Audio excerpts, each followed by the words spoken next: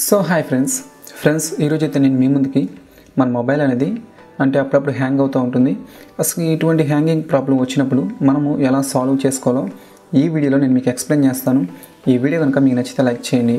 ఈ వీడియోని మీ friends and me family కూడా షేర్ చేయండి.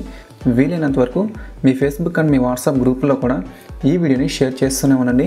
ఫ్రెండ్స్, నార్మల్గా మన మొబైల్ అనేది ఎందుకు హ్యాంగ్ అవుతుందంటే టోటల్గా 3 కారణాలు ఉన్నాయి. ఈ 3 వేస్ నుంచి మాత్రమే మనకైతే మొబైల్ అనేది హ్యాంగ్ అవుతుంది.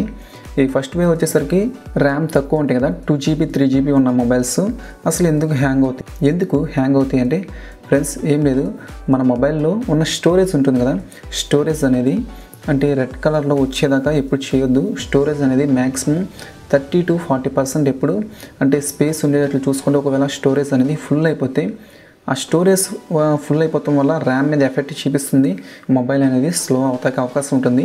ఆ తర్వాత మనోళ్ళు లిమిట్కి మించి ఎక్కువ యాప్స్ని ఇన్స్టాల్ చేస్తూ ఉంటారు. అంటే 1GB అని 2GB అని ఇలా అన్లిమిటెడ్ యాప్స్ అనేది ఇన్స్టాల్ చేయడం వల్ల కూడా మన మొబైల్ అనేది హ్యాంగ్ అవుతూ ఉంటుంది. ఈ 2 ప్రాబ్లమ్స్ని మీరు చెక్ చేసుకున్నట్లయితే ఆల్మోస్ట్ మీ మొబైల్ హ్యాంగింగ్ ప్రాబ్లం అనేది తగ్గుతుంది.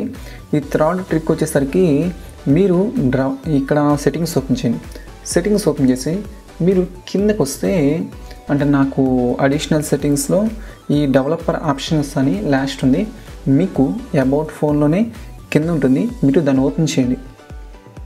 దాన్ని ఓపెన్ చేసి ఇక్కడ మనకి యానిమేషన్స్ ఉంటాయి.